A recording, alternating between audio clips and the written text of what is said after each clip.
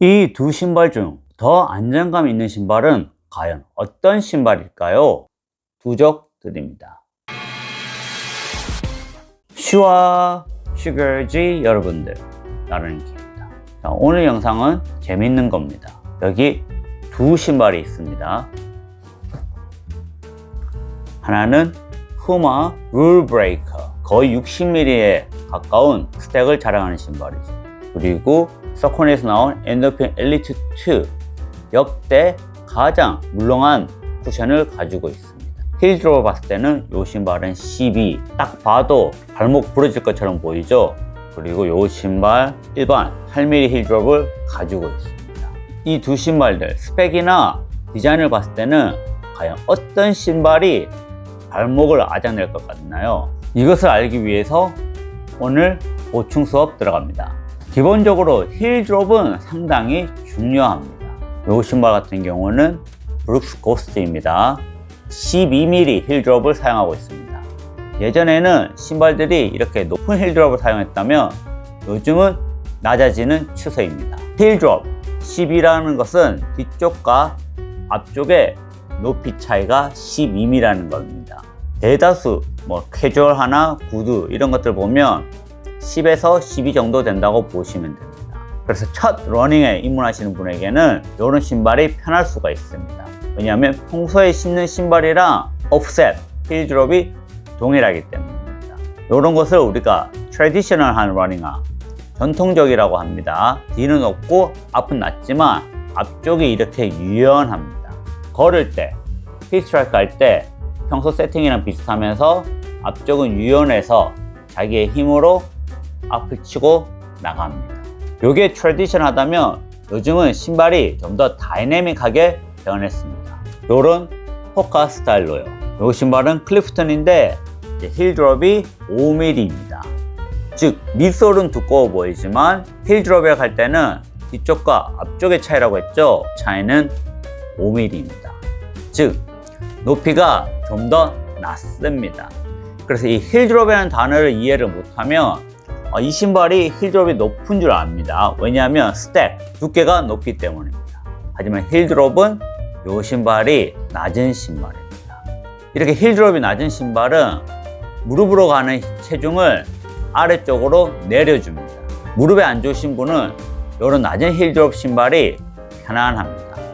그런데 낮은 힐드롭 신발은 무릎에 가는 체중을 아래쪽으로, 즉 종아리랑 아킬레스 쪽으로 내려갑니다.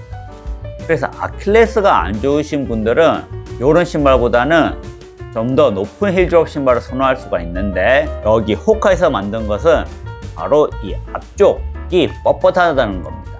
미니멀리스트, 알트라나 토포 같은 경우는 종아리나 아킬레스가 약하신 분에게 불편한 신발입니다. 이 호카처럼 락커가 들어간 신발은 앞쪽이 뻣뻣하기 때문에 힐드롭이 낮아도 이 신발 자체가 롤링을 해줍니다. 그래서 아킬레스로 가는 체중을 이 뻣뻣한 락커가 버텨줍니다. 그래서 힐드롭이 낮더라도 이렇게 락커가 된 신발은 무릎 안 좋으신 분들이 신을 뿐 아니라 심지어 아킬레스가 안 좋은 분도 어느 정도 신을 수가 있습니다. 다만 이런 신발은 신발의 앞쪽이 이 뻣뻣함이 잃어버렸을 때는 빨리 교체하셔야 합니다. 그렇지 않다면 아킬레스 종아리가 가부화되기 때문입니다. 그래서 이런 신발은 단점은 밑솔이 푹신해졌을 때, 밑솔이 유연해졌을 때 문제가 생긴다는 겁니다. 자, 이렇게 힐드롭을 놓고 본다면 이 신발은 12, 이 신발은 8입니다. 그럼 좀 더 러닝에 어떤 신발이 적합할까요? 아무래도 이게 더 적합하고 안정감 있어 보입니다. 그런데 여기서 알아야 되는 것은 바로 다이내믹 드롭입니다. 다이내믹 드롭이란 어떤 걸 의미하냐면 신발 스펙에 나와 있는 드롭이 아니라 실질적으로 신발을 신고 착지를 했을 때 신발의 뒤쪽과 앞쪽의 높이 차이입니다. 이 다이내믹 드롭은 힐 스트라이크 하시는 분, 힐로 착지하시는 분에게 상당히 중요합니다. 자, 여기 두 신발이 있습니다. 알파플라이 3 그리고 알파플라이 1이 있습니다. 두 신발 정말 인기가 많은 레이싱화죠. 이 알파플라이 1 같은 경우는 4mm 힐 드롭입니다. 그리고 알파플라이 3는 8mm 힐 드롭입니다. 왜 4mm에서 8mm로 바꿨을까요? 다이나믹 드롭 때문입니다. 자, 요 신발 같은 경우 정말로 푹신합니다. 4mm 힐 드롭이지만 힐 스트라이크를 한다면 뒤쪽이 엄청 찌그러집니다. 그래서 실질적으로 힐 스트라이크 했을 때 지면에 닿았을 때 이 신발의 드롭은 제로 혹은 마이너스까지 떨어집니다. 그만큼 떨어질 때는 이 종아리랑 아킬레스에 가는 부하가 어마무시합니다. 저 같은 경우는 미드풋을 선호하고 달리지만 지쳤을 때는 힐 스트라이크를 합니다. 그랬을 때 저도 종아리랑 아킬레스의 가부하를 느꼈습니다. 반면 알파플라이 3 같은 경우는 8mm 힐 드롭이기 때문에 힐 스트라이크를 하더라도 지면에 닿았을 때 느낌은 4mm 정도밖에 되지 않는다는 겁니다. 8mm 힐 드롭 신발이지만 힐 스트라이크 했을 때 다이나믹 드롭은 그거보다 좀 더 낮은 겁니다.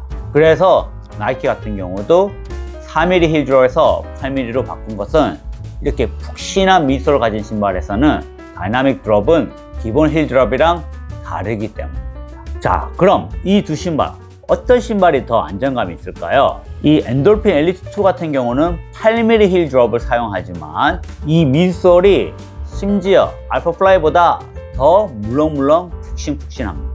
이 신발로 힐 스트라이크를 했을 때 이 mid솔이 쭈그러들었을 때, 압축되었을 때 느낌이 거의 2mm, 0mm까지 떨어진다고 합니다. 즉 8mm 힐 드롭을 가지고 있지만 다이나믹 드롭은 그거보다 현저히 낮습니다. 뿐만 아니라 워낙 푹신해서 이 좌우 흔들림이 어마어마합니다.